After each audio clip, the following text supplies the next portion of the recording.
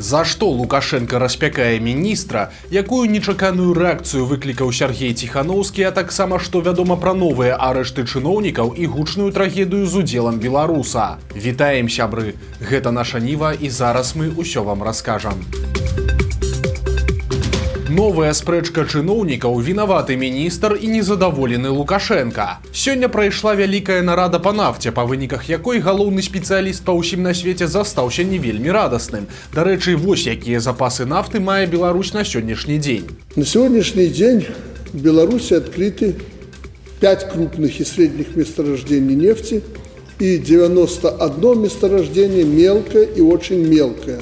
Ну, как вы это характеризуете? Праўда, тут жа Лукашенко панаракаў на савецкіх кіраўнікоў і пажаліўся. Маўляў, з беларускіх радовішчаў амаль усё выкачалі пры Савецкім Саюзе. Ума хватило тогда у руководителей Беларуси, ну, правда, не будем их осуждать и обсуждать.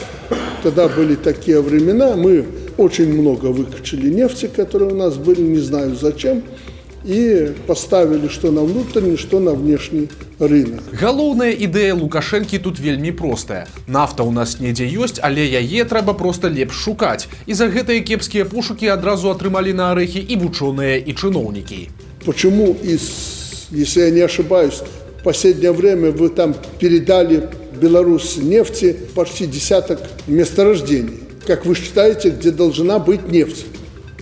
Беларусь нефть от них, если не отказалась, то дала заключение, что нефти там нет. Ну, что-то в этом роде. Без приколов, вядома, таксама не обошлося. Что с другими нефтеносными районами, кроме так называемого Припятского прогиба? Вы называли такие районы, вплоть до севера Беларуси, но прошло 20 лет, вы так и не сказали, что это за районы. На гэты раз ахвярным казлом стаў міністр прыродных рэсурсаў Віктор Галанаў. Ён патлумачыў Лукашэнку, што пры пошуках вучонымі і нафта і вада даюць аналагічныя паказчыкі. І даведацца, што менавіта знаходзіцца пад зямлёй можна толькі адным метадам, прабурыўшы свідравіну. Вось толькі такое тлумачэнне не задаволіла ані Лукашэнку, ані яго любімага старшыню дзяржкантроля Васіля Герасімова. То есть дорасследовала Беларусь нефть после ученых, так? И сказали: ребята, нам такие скважины и ваши предложения не нужны, потому что там ничего нет. Значит, это время, а это не 1 год, РНПЦ сработало впустую. Выходит так, это же главная задача. Практического результата от их деятельности фактически нет. Практического результата. А нам от них какой нужен результат? Нефть. Ну это практика, больше ничего. Если этого нет, значит нет. Затым публічная вывалачка міністра працягнулася, і ў нейкі момант Галанаў паспрабаваў апраўдацца і прыводзіць у прыклад Расію. Маўляў, яны працуюць так жа. Але Лукашенко абарваў гэта каментарыем, які не абяцае міністру нічога добрага пасля гэтай нарады. Ну, понятно, Россия 600 миллионов или сколько там тонн добывает, а мы 2. Трудно разобраться. Жаль, что вы к этому совещанию, вы с этим вопросом не разобрались. Очень жаль. Трохі супакоіў начальства кіраўнік Беларуснафты Александр Ляхаў, які спакойна і ўдумліва патлумачыў Лукашэнку, што ў складанай здабычы нафты няма віны міністра ці вучоных, а проста так працуе індустрыя. Лукашенко, праўда, і тут нешта незадаволена буркнуў, каб апошняе слова, нават такое бессэнсоўнае, дакладна засталося за ім. Для того, чтобы открыть реческое месторождение, перед его открытием построили 90 различного рода скважин, которые или дали нефтегазопроявление, или вообще ничего не дали. И только там с 91-й скважины, номер 6 реческая, было открыто крупнейшее в Республике Беларусь реческое месторождение, которое сегодня дает также 40% всей добычи Республики Беларусь. С 91-й скважины. Поэтому, когда вы говорите, что это высокозатратный процесс, и тут можно подписаться под каждым вашим словом. Это не мое слово, да, это вы мне предложили. Да. Яшчэ адна заява Сергея Ціхановскага выклікала вялікі розгалас. На яе адрэагаваў нават прэзідэнт Літвы. Ствараць інфанагоды на пустым месцы – гэта ці то талент, ці то праклён Сергея Ціхановскага. І цяпер яго словы ў інтэрв'ю блогеру Мелкаазёрову нечакана паднялі шум не ў Мінску, а ў Вільні. Если белорусы не захотят бороться, не захотят верить там, в меня, ну пусть верят в кого-то другого, но главное, чтобы они боролись. И главное, чтобы это привело к результату. Если это не приводит к результату, для меня страна, я начну здесь строить острова такие, да, То есть, вот знаешь, как вот у немца в России был немецкий такой автономный округ, да, вот такое что-то, еврейский, то это же было. Мы можем развиваться и так. Страна ведь это люди. Дайшло нават да таго, што сітуацыю пракаментаваў літоўскі прэзідэнт Гітанас Наўседа. Ён супакоіў сваіх суайчыннікаў і сказаў, што аніякіх нацыянальных аўтаномій на тэрыторыі Літвы ніколі не будзе. Акрамя таго, Наўседа заклікаў ставіцца да заяў Сергея Ціханаўскага не так сур'ёзна. Маўляў, улічвайце, што чалавек толькі нядаўна выйшаў з турмы. Па выніку Сергею Ціханаўскаму давялося публічна апраўдвацца. Ён яшчэ раз падзякаваў Літве за прытулак і падтрымку і патлумачыў, што ў сваіх словах меў на ўвазе салідарнасць беларускай дыяспары за мяжой, але яго, маўляў, неправільна зразумелі. Што тычыцца нейкіх анклаваў ці аўтаномій, то Ціханаўскі запэўнівае, нічога такога ён дакладна не прапануе і ніколі не прапаноўваў. Праблемы з медыкамі ў Беларусі працягваюцца. Цяпер у Калінкавічах закрылі радзільнае аддзяленне. У горадзе жыве 36 тысяч чалавек, у Калінкавіцкім раёне агулам каля 55 тысяч. І цяпер мясцовыя скардзяцца, што цяжарных жанчын возяць у Мазыр. Акрамя таго, пад нож пайшоў цэлы комплекс гінекалагічнай дапамогі. І каб зрабіць нейкую складаную хірургічную маніпуляцыю ці тым больш аперацыю, звязаную жаночым здароўем, трэба выпраўляцца ўвогуле ў Гомель. У Калінкавіцкай цэнтральнай раённай бальніцы нашай Ніве пацвердзілі, што радзільнае аддзяленне сапраўды больш не працуе, прычым з сакавіка, цытата, «мала нараджаюць, каб утрымліваць такое аддзяленне». Варта адзначыць, што закрыццё радзільных аддзяленняў у невялікіх гарадах гэта ўжо, можна сказаць, сумная тэндэнцыя сённяшняй Беларусі. Яшчэ ў 2020 годзе ў Мінздароўя абазначылі, што гэта справа часу для месцаў, дзе будуць прымаць менш за 100 родаў за год. Пры такіх паказчыках парадзі іх перанакіроўваюць на міжраённы ўзровень. У сувязі з гэтым у 2024 годзе, напрыклад, закрылася акушэрскае аддзяленне ў Докшыцах.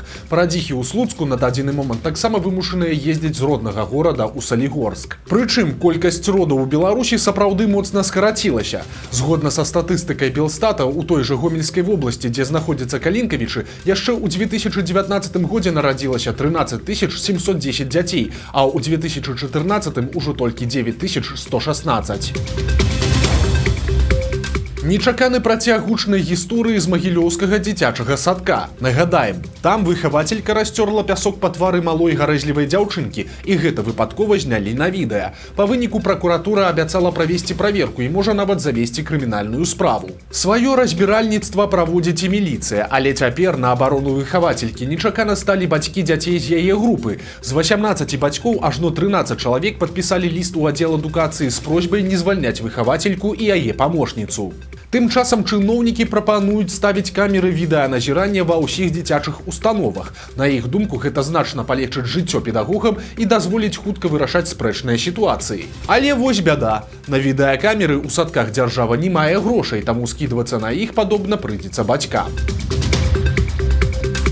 Небяспечная хвароба ў Беларусі. За апошні тыдзень адбылося ажно 2 масавыя кантакты людзей з хворымі на шаленства жывёламі, прычым адбылося гэта ў розных абласцях – Магілёўскай і Віцебскай. Вось цытата з паведамлення Мінздароўя. Агулам з заражанымі жывёламі кантактавалі 16 чалавек. У адным выпадку гэта быў безнаглядны кот, а ў другім – авечка. Цяпер усіх, хто гладзіў коціка ці авечку, лечаць, а медыкі і чыноўнікі супакойваюць, што сітуацыя кантралюемая, а таксама нагадваюць, што шаленства небяспечная і смяротная хвароба, таму якой бы мілай не была бадзяжная жывёла, усё жа лепш яе не кранаць.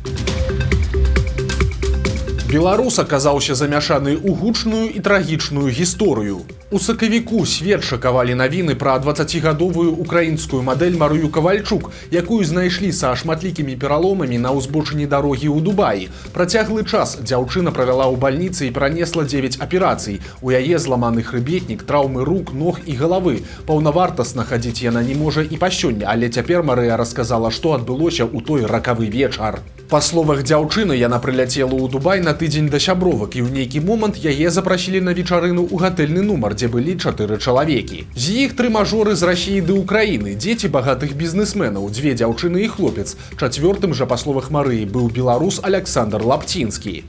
У нейкі момант кампанія нагрузілася алкаголем і рэчывамі, і з Кавальчук пачалі здзекавацца, нават забраўшы яе рэчы і пашпарт. Яна кажа, што проста ў халаце выбегла з нумара і схавалася на нейкай будоўлі. Што было далей, Марыя не памятае, але мяркуе, што ўдзельнікі вечарыны знайшлі яе і ці то моцна збілі, ці то скінулі з вышыні. Але ж хто той беларус Александр Лапцінскі? Вядома, што яму 28 гадоў, а з той інфармацыі, якую удалося сабраць, Александр выглядае як так званы тэмшчык, то бок чалавек, які бярэцца за ўсе спосабы заробку хуткіх грошай. Пошук паказвае, што як мінімум з 22 года, а гэта значыць пасля нападу Расіі на Украіну, ён жыў у Расіі. Там Лапцінскі рабіў шмат заявак у мікрафінансавыя арганізацыі на вялікія сумы. Але са жніўня 23 года мужчына пачынае актыўнасць ужо ў дубайскіх чатах. Ён арганізоўваў платныя хуткія спатканні, рабіў фотазоны, арганізоўваў туры і здымаў відэа для нейкіх кантор. Карацей, зноў хапаўся за любую магчымасць зарабіць. У нейкі момант Лапцінскі нават здаваў аўто ў арэнду, прадаваў візы ў Дубай і шукаў, дзе памяняць дзесяткі тысяч даляраў у Малдове і Эміратах. Мяркуючы па сацыяльных сетках, Лапцінскі аматар казіно, гулец у покер і ўвогуле любіць прыгожае жыццё.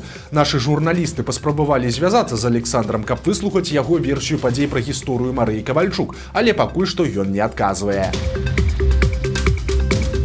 Што ні дзень, то новыя арышты чыноўнікаў. Цяпер стала вядома пра затрыманне 5 службовых асобаў з 3 беларускіх абласцей, а таксама аднаго бізнесмена. Паведамляецца, што затрыманыя чыноўнікі працавалі ў аграпрамысловым комплексе і лясной гаспадарцы і бралі грошы ад прадпрымальніка за прасоўванне яго інтарэсаў.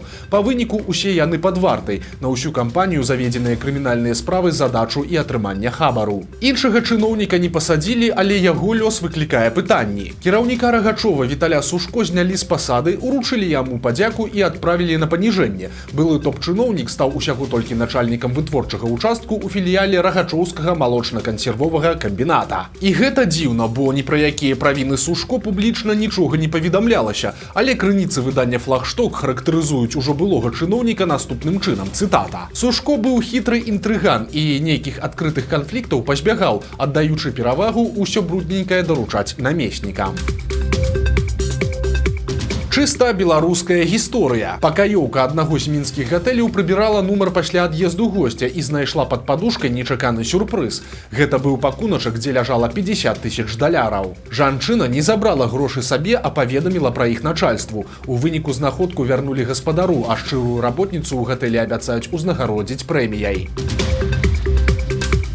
У Беларусі знікла яшчэ адна папулярная сярод турыстаў славутасць. Фасад сядзібы ў Дзікушках Лідскага раёна шмат гадоў літаральна вісеў у паветры і сёння проста разваліўся. Калісьці гэта была аднапавярховая сядзіба з мезанінам і цокальным паверхам, на якім размяшчалася кухня і службы. У пасляваенны час сядзібны дом займала кантора Саўгаса, а затым клуб. У 1970-е гады будынак быў закінуты і стаў імкліва разбурацца. Да нашага часу захаваліся толькі руіны сцен сядзібы і 2 яе порцікі. Гэтыя жывапісныя руіны прыцягвалі турыстаў з усёй Беларусі. Атмасфернасці дадавала і вялікая буслянка, якую птушкі змайстравалі на вяршыні франтона. Прычым актывісты звярталіся ў Лідскі райвыканкам з прапановай правесці простыя кансервацыйныя работы, закласці цэглай праёмы і страчаны прасценак, каб зберагчы помнік архітэктуры ад канчатковага разбурэння. Але чыноўнікі даслалі вельмі дзіўны адказ, падпісаны намеснікам старшыні Андрэем Каўрыгам, у якім сцвярджалася, што прапанаваны варыянт кансервацыі фасада не мае права на існаванне, бо, цытата, можа нанесці яшчэ большы ўрон культурнай каштоўнасці.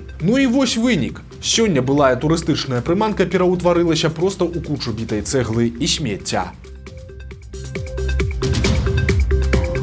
Нечаканая сустрэча адбылася ў лесе на Гомельшчыне. Пад рэчыцай у звычайным беларускім гушчары раптам убачылі сапраўднага дыкабраза. Жывёла, мякка кажучы, для нашай прыроды нетыповая, але таямніцу яго з'яўлення хутка разгадалі ў каментарыях. Аказалася, што нядаўна 2 дыкабразаў збеглі сядзібы Конскі востраў, якая месціцца непадалёк. Аднаго ўжо вярнулі, бо ён залез у намёт да нейкіх турыстаў. Другі ўцякач, як бачым, вяртацца не вельмі спяшаецца. Вось такія навіны аўторка. Падпісывайцеся на канал, стаўце лайкі альбо дызлайкі і выказвайце заўвагі ў каментарах. І, канешне, чытайце нашу ніву, глядзіце нашу ніву і любіце Беларусь. Сустрэнемся заўтра.